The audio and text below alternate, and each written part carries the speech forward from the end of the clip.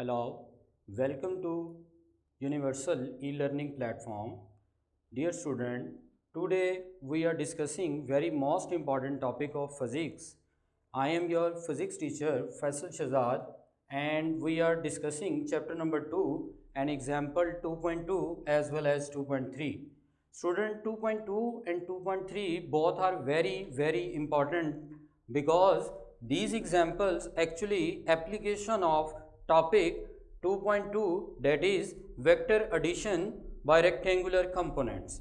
उस टॉपिक की एप्लीकेशन है कि आप उस टॉपिक को कैसे अप्लाई करेंगे और उसके यूजेस क्या हैं। तो स्टूडेंट्स जो है हम यहाँ पर सीखते हैं कि हमारे पास जो है एग्जाम्पल 2.2 की स्टेटमेंट को ध्यान से सुनिएगा। 10 Newton and 20 Newton making an angle of 30 degree and 60 degree.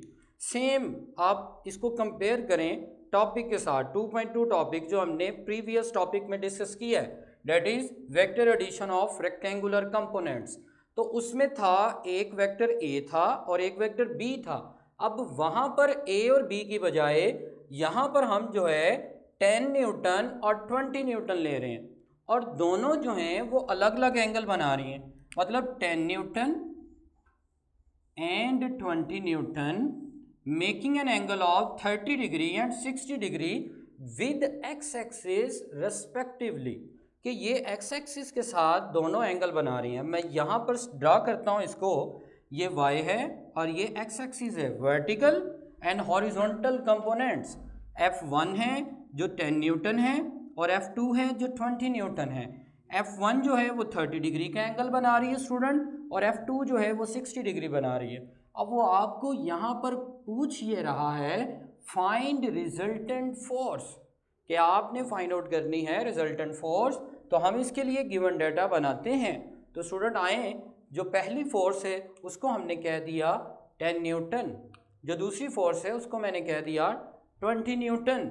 आप इसको इंटरचेंज भी कर सकते हैं, कोई इशू नहीं है। θ1 is the 30 degree whose F1 is making with x-axis and F2 is making with x-axis as well, that is 60 degree. और इसको आपने कह दिया θ2 और इसको आपने कह दिया θ1 that is 30 डिग्री। तो स्टूडेंट अब आप इसकी डिटर्मिनेशन की तरफ आएँ, रिजल्टेंट फोर्स आपने डिटर्मिन करनी है। तो स्टूडेंट मैं कहता हूँ कि फोर्स एक वेक्टर क्वांटिटी है। तो आपने सीखा है, चैप्टर के स्टार्ट में ही सीखा है कि वेक्टर क्वांटिटी दो हिस्सों पे मुश्तमिल होती है, एक तो मैग्नीट्यूड और एक डायरेक्शन। तो actually you are finding the magnitude of F as well as direction of F. Actually we are finding magnitude as well as direction because the force is a vector quantity। अब आते हैं topic को, 2.2 topic को जहन में आपने revise करना है और उसी के अकॉर्डिंग जो है वो हम इसको सॉल्व करेंगे। तो उस टॉपिक का पहला पॉइंट था find x and y components of all vectors. तो स्टूडेंट यहाँ पर हमारे पास दो वेक्टर हैं f1 एंड f2। तो दोनों वेक्टर्स के मैं x कंपोनेंट भी निकालूंगा और y कंपोनेंट भी निकालूंगा। तो x कंपोनेंट कैसे निकलेगा? टोटल रिजल्टेंट का x कंपोनेंट। तो जैसे हमने पिछले टॉपिक में सीखा था कि रिजल्टेंट का x कंपोनेंट होता है x component of vector a plus x component of vector b, और रिजल्टेंट का y कंपोनेंट स्टूडेंट होता है y component of vector a plus y component of vector b। तो दोनों जो हैं उनके y कंपोनेंट दोनों वेक्टर्स के ऐड करेंगे तो रिजल्टेंट का y आएगा, दोनों के x कंपोनेंट ऐड करेंगे तो रिजल्टेंट का x कंपोनेंट आएगा। हम ऐसा क्यों कर रहे हैं? क्योंकि स्टूडेंट मैग्नीट्यूड और एंगल दोनों के अगर हम फॉर्मूलाई को देखें, f is equal to under root F x square plus F y square. तो हमारे पास अगर किसी तरह से एफ एक्स भी निकल आए और एफ वाई भी निकल आए तो हम एंगल भी फाइंड आउट कर सकते हैं स्टूडेंट और मैग्नीट्यूड भी निकाल सकते हैं। अगर आप एंगल और मैग्नीट्यूड निकाल लें तो आपके पास रिजल्टेंट फोर्स निकल आई है। अब देखें रिजल्टेंट फोर्स में यहाँ पर एक कंफ्यूजिंग पॉइंट है कि आप तो सोच रहे होंगे कि θ1 और θ2 दोनों गिवन है, तो थीटा कहाँ से निकाल सकते हैं आप? एक्चुअली देखें कि F1 ने जो एक्स एक्सिस से एंगल बनाया वो 30 डिग्री था और F2 ने जो एंगल बनाया वो 60 डिग्री था। तो अब देखें इनका जो रिजल्टेंट है उसने जो एक्स एक्सिस से एंगल बनाना है वो थीटा है, तो इसको आपने कंफ्यूज नहीं करना। तो अब आ जाते हैं यहाँ पर A और B की बजाय F1 और F2 है, तो F1 का Fx is equal to F1x plus F2x। तो आपको ये पता है कि अगर आप एंगल लें विद एक्स एक्सिस तो x कंपोनेंट के साथ कोस आता है और y कंपोनेंट के साथ साइन थीटा आता है। तो F1x is equal F1 cos theta, F2x is equal F2 cos theta. F1 की स्टूडेंट वैल्यू कितनी थी 10 और थीटा 1 की वैल्यू थी 30, F2 की वैल्यू थी 20 और थीटा 2 की वैल्यू थी 60 डिग्री। तो स्टूडेंट मैंने जस्ट इनमें वैल्यूज़ पुट की हैं जो मुझे एग्जाम्पल की स्टेटमेंट में गिवन है। अब देखें cos 30 होता है 0.866, ये आप कैलकुलेटर से सॉल्व कर सकते हैं। इसको जब मैंने 10 से मल्टीप्लाई किया तो 8.66 आ गया, प्लस cos 60 होता है 1/2 हाफ या 0.5 को 20 से मल्टीप्लाई करूँ तो 10 आ गया। अब 10 और 8.66 को ऐड किया तो 18.66 न्यूटन आ गया। तो स्टूडेंट मैंने ये x कंपोनेंट निकाल लिए। अब फॉर्मूला की तरफ आए मैग्नीट्यूड का और थीटा का, तो मुझे यहाँ पर fx भी चाहिए और fy भी चाहिए रिजल्टेंट का, क्योंकि यहाँ पर दो फोर्सेस थी, इनकी वजह से जो थर्ड फोर्स आएगी वो इन दोनों का रिजल्टेंट होगी स्टूडेंट। तो थीटा और f निकालने के लिए मुझे x भी चाहिए और y भी। अब आ जाते हैं y की तरफ, तो fy क्या होगा, मेरे पास यहाँ पर a और b की बजाय f1 और f2 हैं। तो स्टूडेंट यहाँ पर f1 और f2 होने की बजाय आप a और b की बजाय आप जो है वो f1 और f2 यूज़ कर रहे हैं। तो f1y plus f2y is equal f1, ऐसे ही y की जगह आ गया साइन थीटा 1, बिकॉज मैंने f1 के एंगल को थीटा 1 का नाम दिया है, और f2 साइन थीटा 2। अब इनमें वैल्यूज़ पुट करें, f1 10 है, थीटा जो है वो 30 है, f2 20 है और थीटा जो है वो 60 है। तो साइन 30 को 10 से मल्टीप्लाई किया 5 न्यूटन प्लस 17.32, इन दोनों को ऐड किया तो 22.32 न्यूटन आ गया। अब देखें मैग्नीट्यूड का फार्मूला हमने ये पहले भी सीखा है, ये formula determination of rectangular components में हमने सीखा था। तो x कंपोनेंट की वैल्यू स्टूडेंट ये थी, इसको मैंने पुट किया स्क्वायर, प्लस y कंपोनेंट की वैल्यू इसका स्क्वायर, दोनों का स्क्वायर लेकर ऐड करूं और अंडर रूट लूँ कैलकुलेटर से, तो ये आएगा 29 पॉइंट समथिंग। तो आप उसको राउंड ऑफ करके लिखेंगे तो 29 न्यूटन आ गया। फोर्स के यूनिट न्यूटन होते हैं। अब लास्ट में मैं आपको ना एक और यूनिट बताऊंगा फोर्स के, वेरी इंपॉर्टेंट यूनिट, वो भी देखेंगे। अब देखिए एफ वाई कितना आया student 22.32 divided by F x 18.66, इन दोनों को डिवाइड करके कैलकुलेटर से शिफ्ट 10 इनवर्स प्रेस करें तो वो 10 इनवर्स बन जाएगा। आगे इन दोनों की डिवीजन पुट करें तो एंगल आएगा 50 डिग्री। एक चीज़ हमेशा एग्जाम्पल्स या न्यूमेरिकल में याद रखें कि बेटा अगर आपको स्टेटमेंट में, क्वेश्चन में या स्टेटमेंट में अगर 10 न्यूटन और 20 न्यूटन दिया हुआ है, इसमें कोई पॉइंट गिवन नहीं है, तो आंसर में भी कोई पॉइंट में वैल्यू ना आए। चैप्टर 1 में आपने सीखा है कि जितने प्रीफिक्सेस, जितने सिग्निफिकेंट फिगर्स स्टेटमेंट में होंगे आंसर में भी उतने ही होने चाहिए। तो देखें एंगल भी आपको पॉइंट में नहीं गिवन, तो आंसर भी पॉइंट में नहीं आना चाहिए, एक फुल फॉर्म में आना चाहिए। मतलब 30.5 नहीं लिखा हुआ, 60.5 नहीं लिखा हुआ, आपने आंसर देखें 50 में ला के आए हैं, मतलब फुल होल डिजिट्स में आपने आंसर लेकर आए हैं, कोई डेसिमल में आंसर नहीं आया। इसमें भी फोर्सेस भी आपको विदाउट डेसिमल गिवन है, तो आंसर भी आप विदाउट डेसिमल लिखेंगे। ये बहुत इंपॉर्टेंट पॉइंट होता है किसी भी न्यूमेरिकल और एग्जाम्पल को सॉल्व करने का। अब आते हैं एग्जाम्पल नंबर 2.3 पर, that is very important because this importance about long short as well as MCQs। अब इसकी स्टेटमेंट समझना सबसे इम्पॉर्टेंट है, जिसको स्टेटमेंट समझ आ जाएगी स्टूडेंट उसने इजीली इसको सॉल्व कर लेना है। This is also the application of vector addition by its rectangular component, जो इससे प्रीवियस टॉपिक है इन दोनों एग्जाम्पल से, उस टॉपिक की ये भी एग्जाम्पल, ये आपकी एक्सरसाइज का शॉर्ट क्वेश्चन भी है। और ये एग्जाम्पल कई बार क्वेश्चन लॉन्ग में आई है, शॉर्ट में आई है। तो अब आपने क्या करना है, find the angle between two forces, कि मेरे पास कोई सी दो फोर्सेस हैं लेकिन उनकी मैग्नीट्यूड जो है वो इक्वल है। फॉर एग्जांपल अगर एक 10 न्यूटन है तो दूसरी फोर्स भी स्टूडेंट 10 न्यूटन ही हो, और उनको मिलाने से जो रिजल्टेंट फोर्स बने वो भी 10 न्यूटन हो।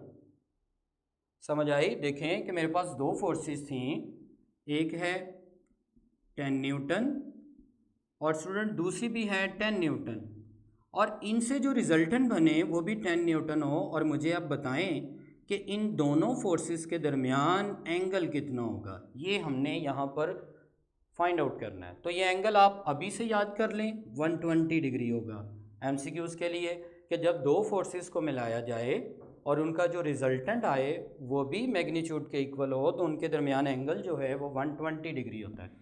तो अब हम आते हैं इसमें, देखें आपको कोई F1 कोई F2 नहीं गिवन, हमने खुद से अज्यूम करना है। तो let theta is the angle between two forces F1 and F2।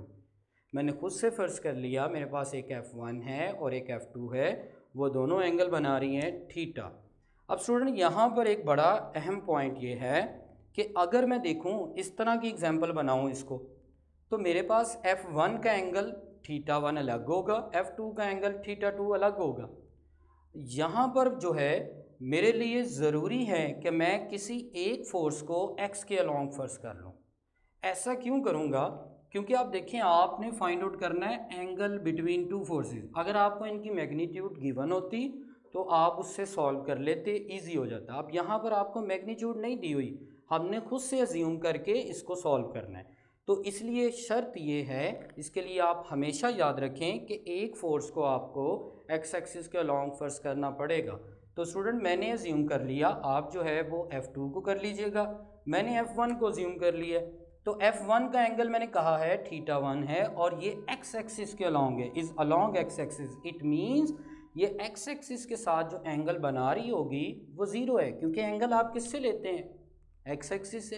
तो एक्स एक्सिस का एंगल जो है उसी के ऊपर है। अगर कोई फोर्स जो है, ये देखें, अगर फोर्स जो है वो x के ऊपर ही है, इट मीन्स कि F1 जो है उसका एंगल ज़ीरो होगा, और F2 जो है वो यहाँ पे आप फ़र्ज़ कर लें, दिस इज़ F2। तो x एक्सिस से ये जो एंगल बन रहा है ये थीटा मैं फ़र्ज़ कर लेता हूँ, तो this is actually the angle between F1 and F2। दोबारा सुने कि F2 और F1 के दरमियान जो एंगल है वो थीटा है, जिसमें मैंने F1 को फ़र्ज़ कर लिया है ये किसके अलॉन्ग है, x के अलॉन्ग है। तो अब स्टूडेंट इसमें हम सॉल्व करते हैं इसको, सेम वही बात कि आपने सबसे पहले x कंपोनेंट निकालना है। तो fx किसके इक्वल होगा, देखें fx is equal f1x plus f2x। तो आप x कंपोनेंट में आपको स्टूडेंट पता है cos थीटा आता है, तो fx is equal f1 as it is, अगर x को ख़त्म किया तो cos θ1 प्लस f2 cos θ2। तो अब स्टूडेंट इसमें वैल्यूज़ पुट करता हूँ, मुझे F1 और F2 की वैल्यू गिवन नहीं है, लेकिन यहाँ पर एक बात लिखी हुई है कि दोनों की मैग्नीट्यूड इक्वल है। तो F1 as it is, cos θ1 given है, क्योंकि मैंने इसको अलॉन्ग एक्स एक्सिस फ़र्ज़ किया है इसलिए इसका एंगल जो है वो स्टूडेंट ज़ीरो है। तो θ1 की जगह मैंने लिख देना है 0 डिग्री प्लस F2 cos θ2। अब θ2 जो है वो एक्चुअली थीटा है, क्योंकि F2 और F1 के दरमियान एंगल बन रहा है थीटा, और F1 जो है वो एक्स एक्सिस के अलॉन्ग है, तो यहाँ पर आ गया थीटा। तो cos 0 जो है अगर आप कैलकुलेटर से सॉल्व करें तो स्टूडेंट cos 0 1 होता है, 1 को मैं इससे मल्टीप्लाई करूँ तो ये ऐसे ही आ गया F2 cos थीटा। ये मेरे पास x कंपोनेंट आ गया। अब स्टूडेंट मैं इसी तरह y कंपोनेंट फाइंड आउट करूँगा। तो Fy जो है स्टूडेंट मेरे पास क्या बनेगा, Fy is equal F1y plus F2y। Same इसी को आपने जहन में रखना है तो फिर सॉल्व हो जाएगी। F y is equal F1 sine theta 1 plus F2 sine theta 2। अब इनकी वैल्यूज पुट करें। F1 साइन थीटा 1 जो है वो आपके पास 0 डिग्री है, प्लस F2 और साइन थीटा 2 को मैंने फर्स्ट किया हुआ है थीटा है। साइन 0 अगर आप कैलकुलेटर से फाइंड आउट करें तो स्टूडेंट साइन 0 जो है वो आपके पास 0 होता है। साइन 0 जो है वो आपके पास 0 ही आता है।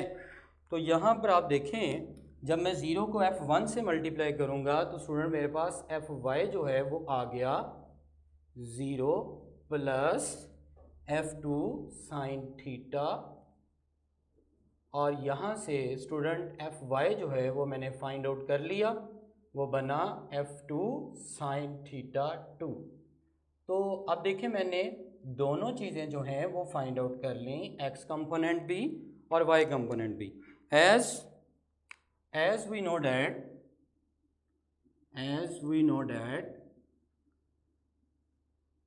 magnitude of f is equal to square root of x square plus y का स्क्वायर। अब देखें स्क्वायर रूट को आप ख़त्म कर सकते हैं, तो स्टूडेंट आपके पास बनेगा, अगर मैं इसी फॉर्मूलाई को ऐसे लिखूं, F square is equal to x component square plus y component square. तो यहाँ पर क्वेश्चन की एक कंडीशन है जिसको आपने अच्छी तरह से जहन में रखना है कि आपके पास दोनों फोर्सेस की मैग्नीट्यूड इक्वल है, तो उनका जो रिजल्टेंट आ रहा है उसकी मैग्नीट्यूड भी इक्वल है। मतलब कि अगर मैं कहता हूँ F1 जो है वो 10 है तो F2 भी 10 है, जो उनसे रिजल्टेंट आ रहा है वो भी 10 न्यूटन है, तब आपने एंगल फाइंड आउट करना है। तो अब इनमें वैल्यूज़ पहले पुट कर लेते हैं। एफ स्क्वायर, एफ एक्स कितना था, एफ एक्स मेरे पास था F1 plus F2 cos theta का होल स्क्वायर प्लस Fy कितना आया स्टूडेंट, F2 साइन थीटा का होल स्क्वायर। जस्ट मैंने Fx की वैल्यू को पुट किया यहाँ से, ये Fx की value F1 plus F2 cos theta उसका होल स्क्वायर, फिर मैंने यहाँ पर Fy की वैल्यू को सिंपली पुट किया है। अब स्टूडेंट आपने एक फार्मूला जो है वो पढ़ा होगा, उससे पहले मैं यहाँ पर according to the condition of question के मैग्नीट्यूड ऑफ रिजल्टेंट, इसको मैं F को कह देता हूँ, ये रिजल्टेंट है, ये है Fx और ये है Fy। According to the condition of question, ये कंडीशन है, हमें गिवन है, given condition, that is given condition. तो जहाँ पर स्टूडेंट Fx है मतलब F1 है जहाँ पर, और जहाँ पर F2 है, दोनों की मैग्नीट्यूड रिजल्टेंट के इक्वल है। तो मैं यहाँ पर क्या करूँगा, जहाँ पर F1 है उसकी जगह पर भी F लिख दूंगा स्टूडेंट, और जहाँ पर F2 है उसकी जगह पर भी F लिख दूंगा। F square is equal F1 की जगह पर भी स्टूडेंट F प्लस F2 की जगह पर भी F cos theta as it is का होल स्क्वायर भी as it is plus F2 की जगह स्टूडेंट आ गया F और sine theta as it is का स्क्वायर। सिंपली मैंने क्या किया है, जहाँ पर F1 था उसकी जगह पर भी F, जहाँ पर F2 था उसकी जगह पर भी F, F2 की जगह पर भी F, क्योंकि स्टूडेंट मुझे यहाँ पर गिवन है कि दोनों फोर्सेस की मैग्नीट्यूड भी इक्वल है एज वेल एज रिजल्टेंट की मैग्नीट्यूड जो है वो भी इक्वल है। तो अब आप इसके ऊपर फार्मूला लगाएं, F square is equal A plus B का होल स्क्वायर। तो a प्लस बी का होल स्क्वायर आपके पास बचपन से सीखते आ रहे हैं आप, A square plus B square plus 2ab। तो यहाँ पर स्टूडेंट a जो है वो f है और b को आप कहते हैं f कॉस थीटा, तो f स्क्वायर प्लस, अब b की जगह है f कॉस थीटा, दोनों का स्क्वायर आएगा, f square cos square theta. यहाँ पर अक्सर जो है वो गलती करते हैं आप, देखें कॉस थीटा स्क्वायर, ये गलत होता है, आपने कॉस स्क्वायर थीटा लिखना है, थीटा का स्क्वायर नहीं होता, ये बात हमेशा याद रखें। प्लस 2 फार्मूला का, ए की जगह पर जो है वो f है और b की जगह पर स्टूडेंट f cos थीटा मेरे पास, प्लस ये मैंने क्या कर लिया है कि इसका फॉर्मूला जो है वो ओपन कर लिया। आगे जो है उसके ऊपर फार्मूला नहीं लगेगा क्योंकि इसके अंदर जो है वो प्लस नहीं है, तो ये दोनों का स्क्वायर अलग अलग लिख देंगे, F square sine square theta, F sine theta का होल स्क्वायर था तो मैंने स्टूडेंट अलग अलग लिख दिया। तो अब देखें F square plus F square cos square theta as it is plus 2 F से multiply F square cos theta plus F square sine square theta. इन सब से जो है वो कॉमन है एफ स्क्वायर जब बाहर आ गया तो इसकी जगह पर आ गया 1 प्लस एफ स्क्वायर बाहर, तो ये आ गया कॉस स्क्वायर थीटा प्लस 2, ये एफ स्क्वायर हमने बाई कॉमन ले लिए कॉस थीटा प्लस ये एफ स्क्वायर बाहर आ गया साइन स्क्वायर थीटा। तो स्टूडेंट इसको थोड़ा सा रीअरेंज कर लें, ये एफ स्क्वायर मल्टीप्लाई हो रहा है, इधर आकर divide is equal 1 plus 2 cos theta मैं पहले लिख रहा हूँ, ऐसा क्यों कर रहा हूँ अभी समझ आ जाएगी, plus cos square theta plus sine square theta, इन दोनों को इकट्ठा लिख लिया।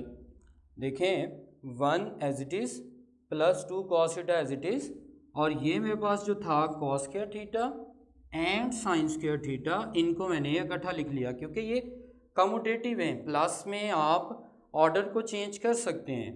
तो cos square theta plus sine square theta आपने ये मैथ में पढ़ा हुआ है, ये which is equal to unity 1, ये इससे कैंसिल 1 डिवाइड होकर 1 हो गया, 1 प्लस 2 कॉस थीटा प्लस इसकी जगह पर स्टूडेंट क्या आ गया क्योंकि ये किसके इक्वल है 1, तो अब यहाँ से देखें 1 एज इट इज़ 1 और 1 2 हो गए प्लस 2 कॉस थीटा, तो यहाँ से स्टूडेंट मैंने एंगल फाइंड आउट करना है ना, ये 2 इसमें ऐड नहीं हो सकता क्योंकि 2 कॉस के साथ मल्टीप्लाई हो रहा है, तो ये प्लस का 2 इस साइड पर आकर माइनस हो जाएगा, -2 इज इक्वल 2 कॉस थीटा, तो 2 कॉस थीटा मेरे पास आ गया स्टूडेंट -1, तो यहाँ से मैंने थीटा निकालना है, तो कॉस थीटा इज इक्वल 2 इधर आके डिवाइड -1/2, तो कॉस यहाँ से थीटा आपने निकालना है, तो कॉस इस साइड पर आकर इन्वर्स हो जाएगा, तो कॉस इन्वर्स -1/2 को आप लिख सकते हैं 0.5 या -1/2 ही कैलकुलेटर से लिख लें, which is equal to theta is equal to 120 degree.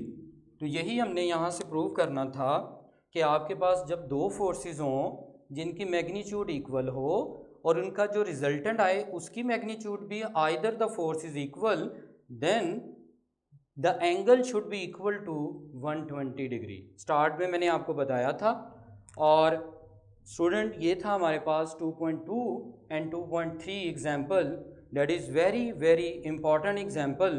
तो उम्मीद करता हूँ स्टूडेंट आपको ये टॉपिक सुनने के बाद इन एग्जाम्पल्स के बारे में कोई प्रॉब्लम नहीं होगी। फ़ी ईमानिल्लाह, अल्लाह हाफ़िज़।